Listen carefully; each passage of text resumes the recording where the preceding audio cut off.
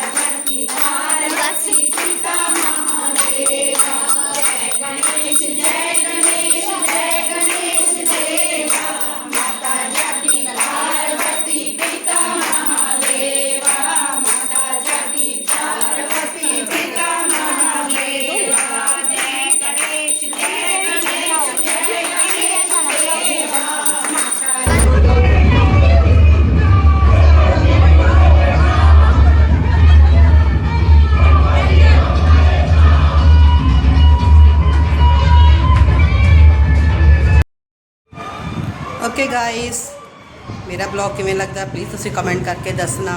ਆਰਤੀ ਹੋ ਗਈ, ਪ੍ਰਸ਼ਾਦ ਸਭ ਨੂੰ ਦੇਤਾ, ਸਭ ਆਪਣੇ ਆਪਣੇ ਘਰੇ ਗਏ। ਬਟ ਮੈਨੂੰ ਅੱਛਾ ਲੱਗਦਾ ਵੀ ਮੇਰਾ ਫਰੈਂਡ ਸਰਕਲ ਆਉਂਦੇ ਨੇ, ਅਸੀਂ ਪੂਜਾ ਕਰਨੇ ਆ, ਆਰਤੀ ਕਰਨੇ ਆ, ਉਹਨਾਂ ਨਾਲ ਟਾਈਮ ਵਧੀਆ ਲੱਗਦਾ ਮੈਨੂੰ ਬਿਤਾਉਣਾ। Thank you to my all friend ਜਿਹੜੇ ਆਉਂਦੇ ਨੇ, ਥੈਂਕ ਯੂ ਸੋ ਮਚ।